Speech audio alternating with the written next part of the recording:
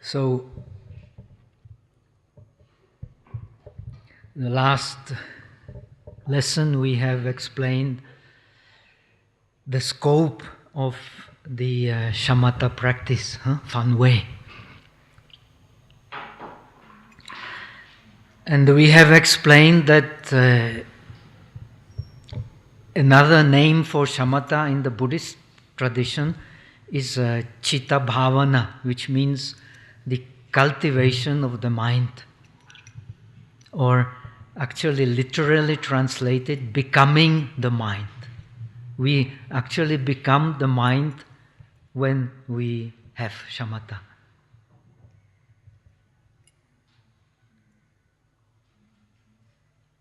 According to the Buddhist tradition, even though it is explained in different ways, the mind, nature of the mind is purity. But our mind is sunk in defilements. But these defilements, in fact, they are, so to say, guests to the mind. But due to our habits, the guests become the owners.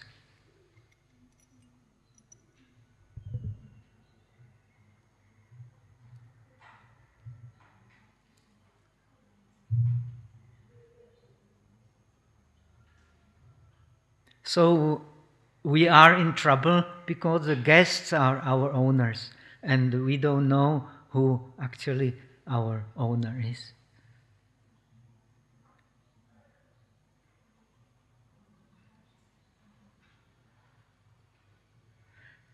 So when we are in a state of shamatha, the mind becomes pure.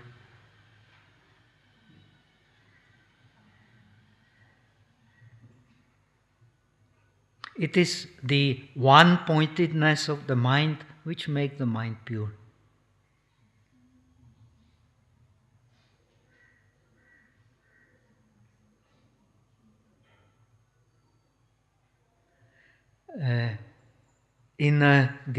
Studying Buddhism actually means studying three kinds of purification of the mind.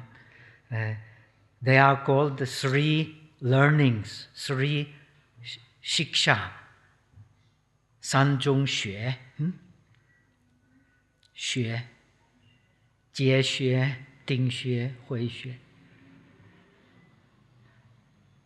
So we learn Buddhism by learning three kinds of learnings. How to make our minds pure. These three kinds of learning, they actually should occur together. But in our case, we learn step by step. When we become enlightened, they occur together.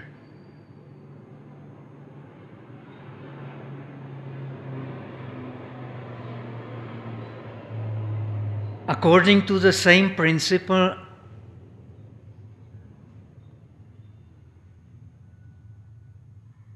the defilements are removed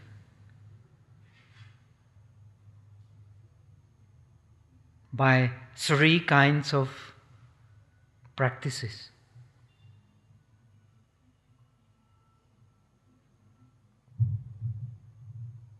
These three kinds of practices go deeper and deeper.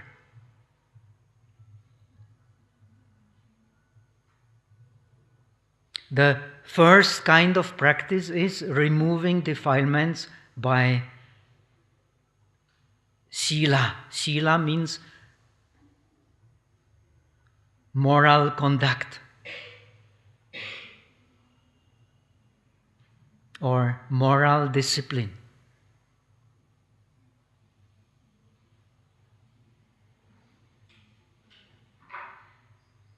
The second kind of removing the impurities of mind is by concentration, by shamatha.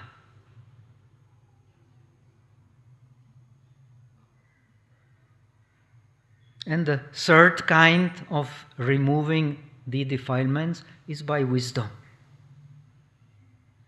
So we have 3 learnings which make our mind pure. And the making of the mind pure is the aim of religion.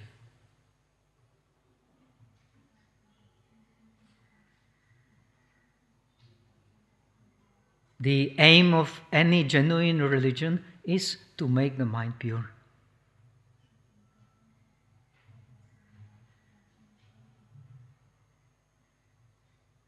So, according to this principle, also our defilements, they have 3 levels.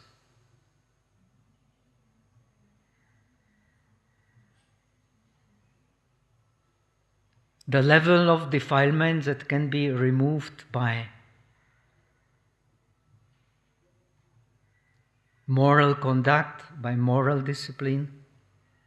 The deeper level of defilements that can be removed by one-pointedness.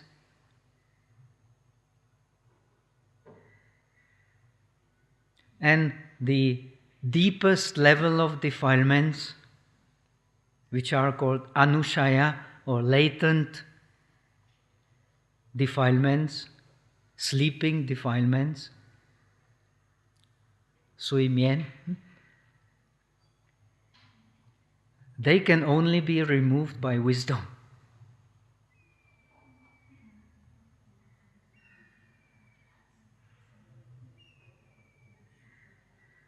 So, learning Buddhism, we actually learn 3 kinds of discipline. Discipline of moral conduct, discipline of concentration or meditation, and discipline of wisdom, of immaculate wisdom. Wu Lo Hui.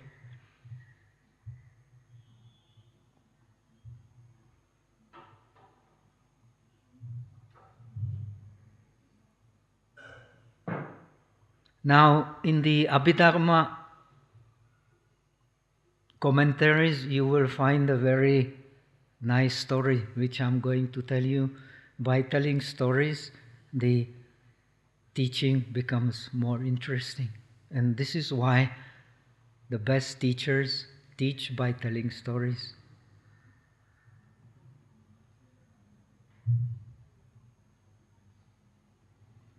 So there is a story of a naughty boy.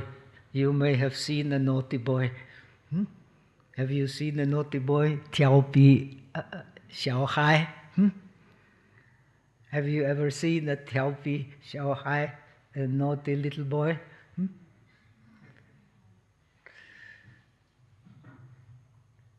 So actually our mind is just like that.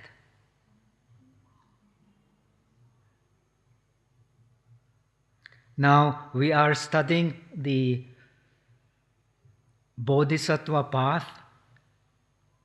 So how the first step in studying the Bodhisattva path is to make the beings lovable. When we love the beings, meditation is easy. When we don't love the beings, the tiao pi xiao hai, the meditation becomes very difficult.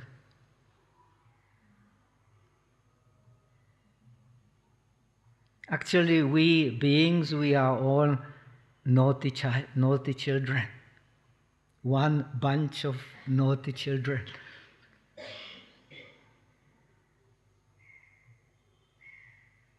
So, because we are naughty children, we do all kinds of unreasonable things. So, we cause suffering to ourselves and suffering to others.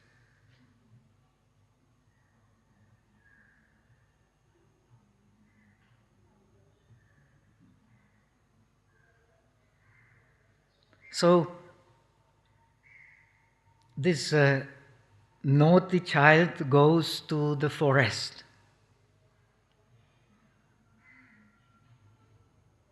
And because he is a naughty child, he takes a stick, and on the way to the forest, when he sees an insect, he starts disturbing it or killing it. When he sees a frog, he starts disturbing, killing.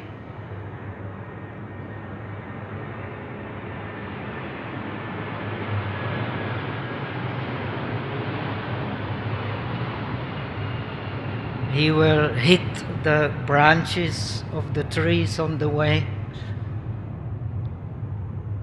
Whatever he can disturb, he will disturb. This is the character of a naughty child. He disturbs himself and he disturbs others.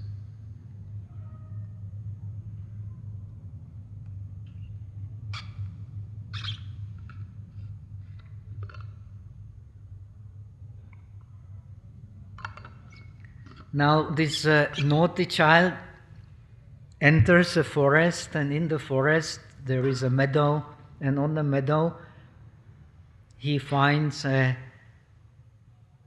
anthill, Ma Yi Wo.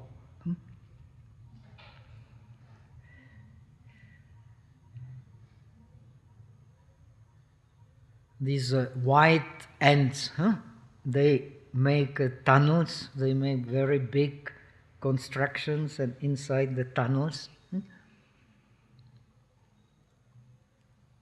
especially in the tropical countries, you can see in the forest big anthills with the tunnels where the living place of the white ants. So the child goes and starts to disturb the white ants, putting his stick inside the anthill.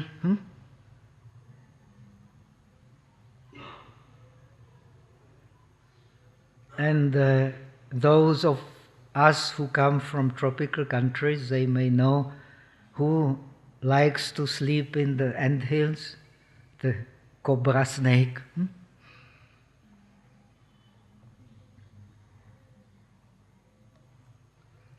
So when he pokes his stick into the anthill, the cobra snake will stand up.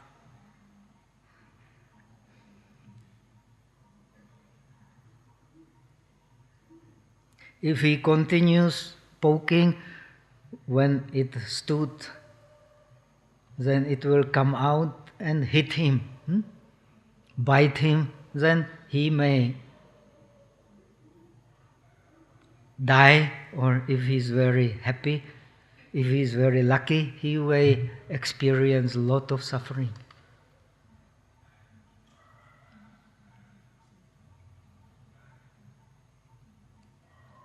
So this cobra snake is like our defilements.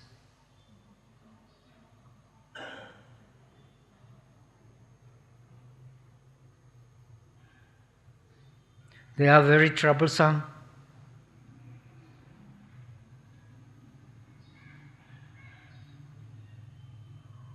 Now, when we practice moral discipline,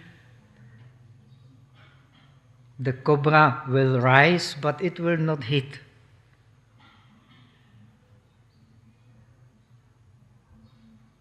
It will not hit because what means practicing moral conduct. When we have greed, practice non-greed. When we have hate, practice non-hate. When we have distracted mind, practice concentration. It is opposing the defilements by antidotes. This is called tat anga prahana. When the anger comes, give rise to love. When too much greed comes, think of impermanence.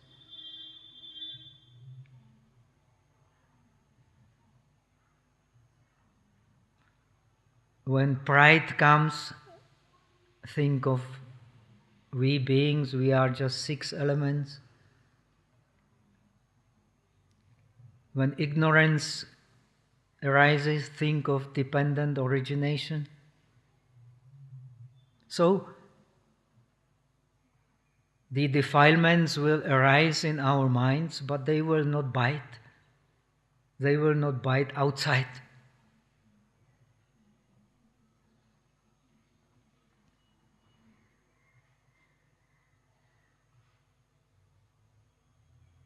Now, when we practice shamatha, when we practice one-pointedness of the mind with a suitable object, which you're going to learn,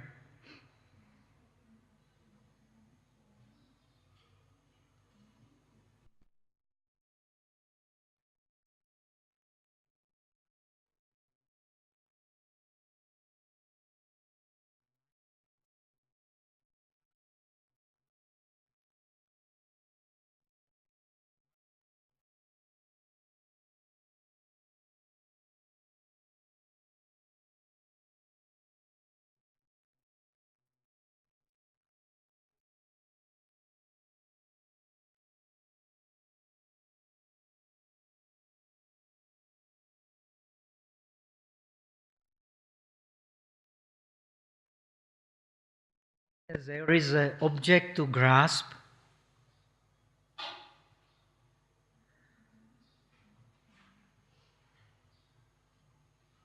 the mind in one-pointedness is pure, but the defilements keep on sleeping, like the cobra. Before the naughty child came, the cobra was quietly sleeping in the anthill, very, very peaceful, coiled inside, and harmless, yet with a great potential to harm.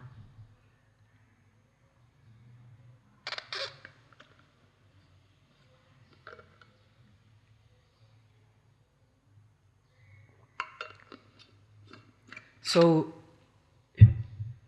shamatha with a suitable object which we can hold is not enough to remove the latent defilement, sleeping defilement. In order to do that, we have to practice immaculate wisdom.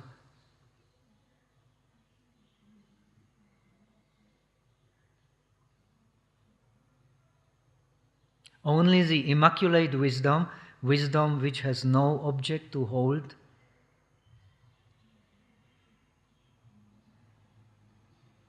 can make the anthill empty. When the anthill is empty, the mind is liberated and remains pure forever. This is the aim of the Buddha's teachings. No matter whether teachings for the disciples, for the Buddhas, for themselves, or for the Bodhisattvas, all Buddha's teachings have the same aim, to make the anthill empty.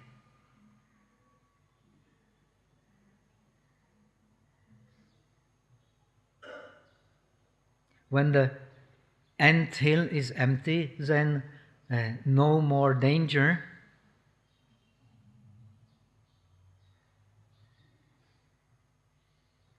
When there is no more danger, one can relax.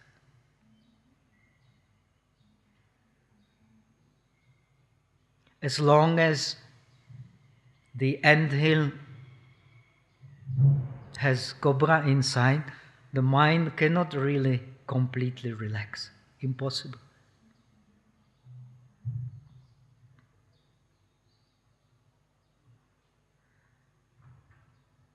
So, what is the difference between an enlightened person and us?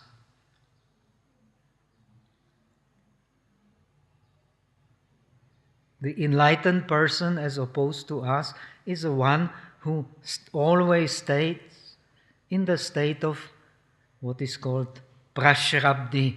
Prashrabdi means Jing An. Jing An. The relaxation and clarity. We can translate into English. Some Sanskrit terms very difficult to translate. In Chinese, they translate Jing. Jing means light, not heavy. An means peaceful.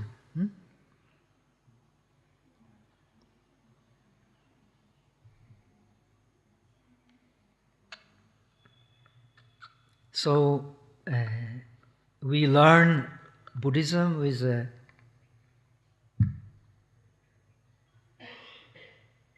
aim of staying always in a state of relaxation and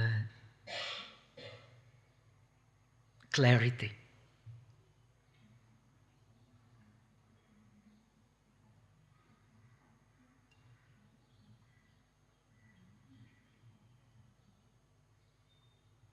So this is the aim of all Buddha's teachings.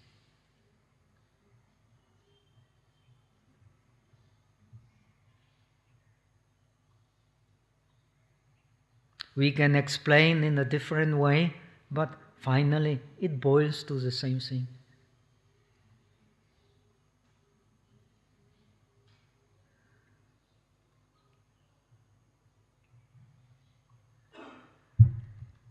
So, a good start, we're going to learn in these three visions, a good start for meditation is to develop the attitude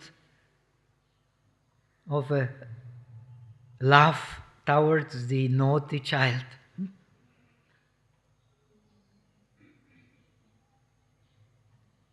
The Asanga calls it Vatsya Ashaya. Vatsya means calf. In India, the cow is a symbol of everything that is pure. Because a cow always gives.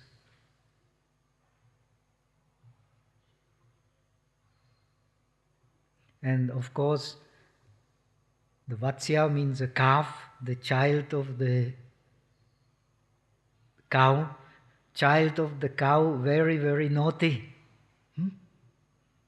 Have you seen a calf? Very, very naughty, but the most lovable creature.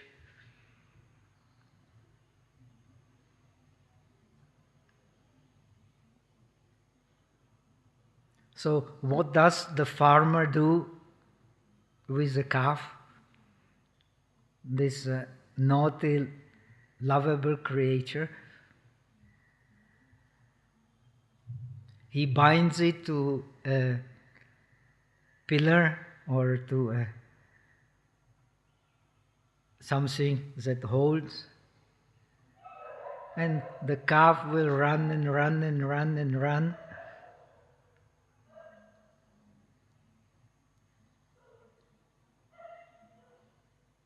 And after some time,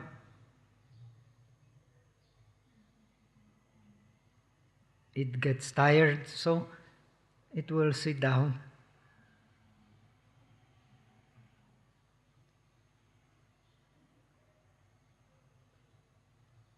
So the training in Shamatha is also kind of a binding of a calf to a pillar of a meditation object.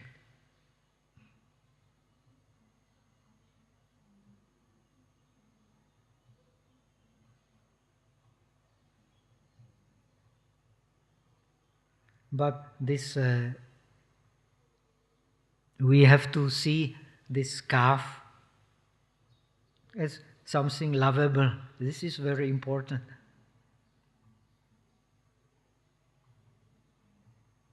It is very naughty, but very lovable.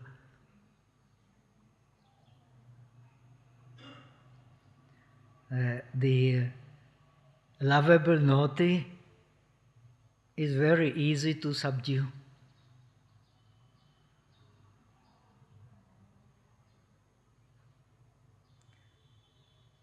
The naughty that we hate is almost impossible to subdue.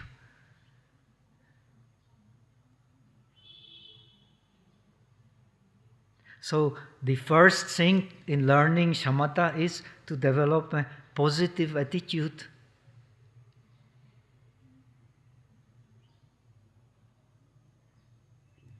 towards the mind.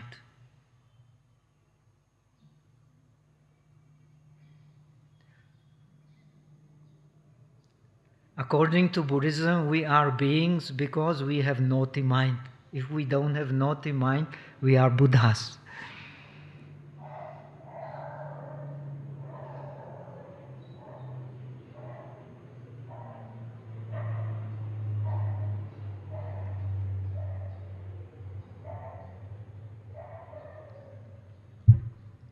And the naughty mind is actually a wonderful thing.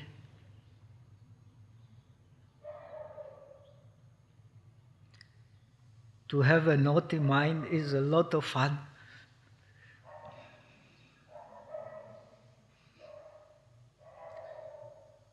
So,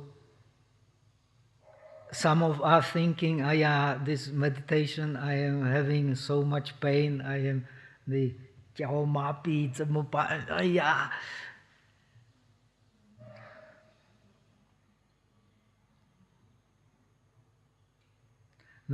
if we want to succeed in meditation, we have to develop a positive attitude. We have to develop interest.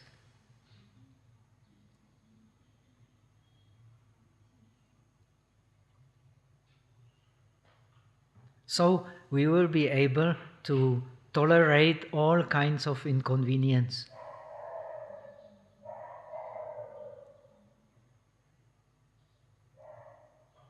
If we don't tolerate all kinds of inconvenience, then what will happen? We will not be able to subdue even these hitting defilements. Not to speak about the sleeping defilements.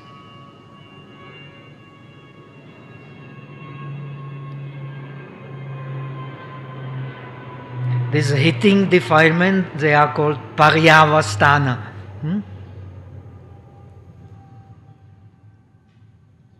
And they are the result of our inability actually to tolerate inconvenience.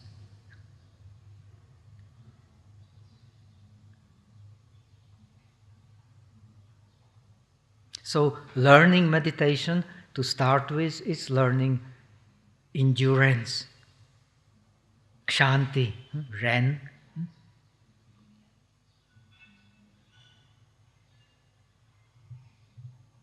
Now we are still naughty children because we don't have enough endurance. This is how we should think. So the Buddha says, Khantiya bhyo navijati, there is nothing higher than endurance.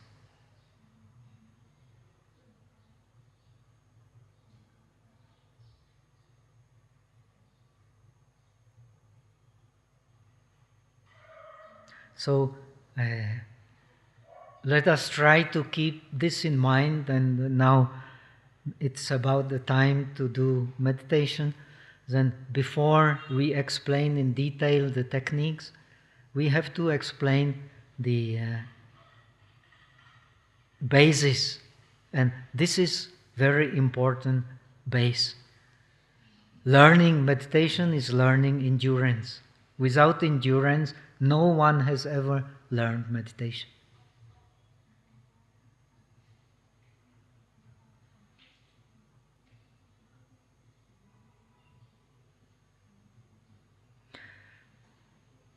So in this course, I will teach you two objects of binding the naughty calf to the pillar of one-pointed attention, the breath and the blue kasina.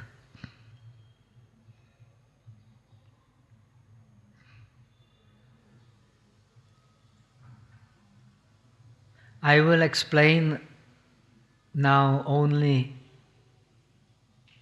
roughly the techniques in the coming days, but during the course which will follow these teachings, I will explain in detail. So for today, the principle of endurance. We watch the breath with endurance. Even though we may have unpleasant feelings in the body,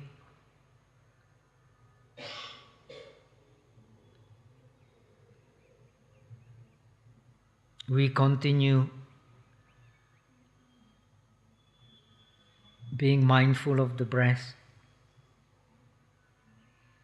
Even though we may have all kinds of thoughts, we continue being mindful of the breath. So, the first thing to learn is no matter what bodily or mental feelings arise, we still continue being mindful of the breath.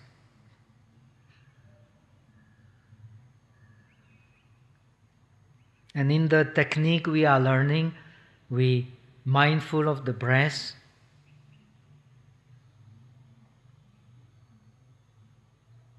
at the nostrils, watching the whole process of in-breath and out-breath at the nostrils. And we, because we're going to learn the meditation on breath in Northern tradition, especially in Chinese tradition, we also aware that between the in-breath and out-breath, and between out-breath and in-breath, there is a period of non-breathing.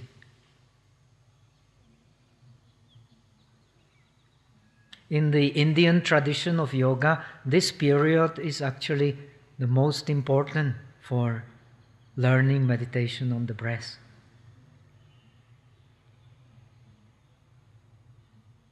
But we do not force this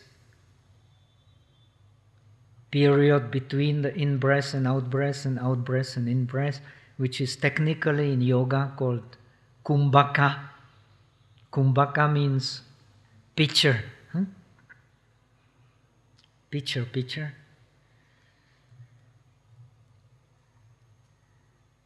The 像壶茶壶的壶.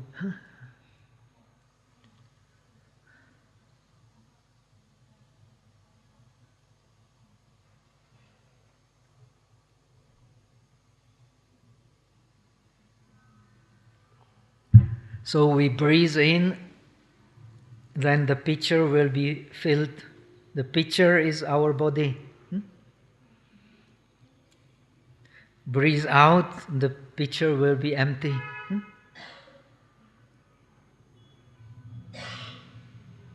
So we not only observe the filling of the pitcher and the emptying of the pitcher, we also observe the in-between. But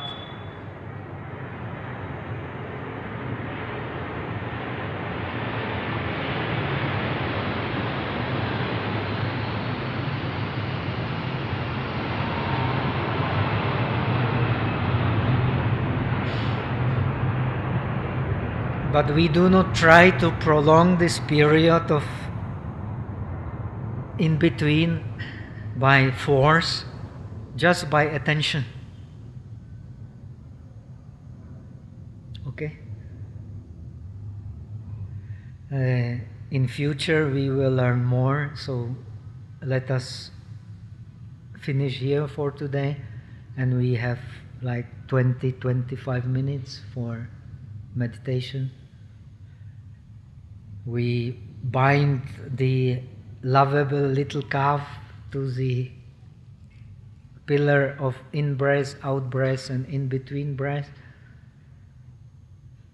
and just endure inconvenience.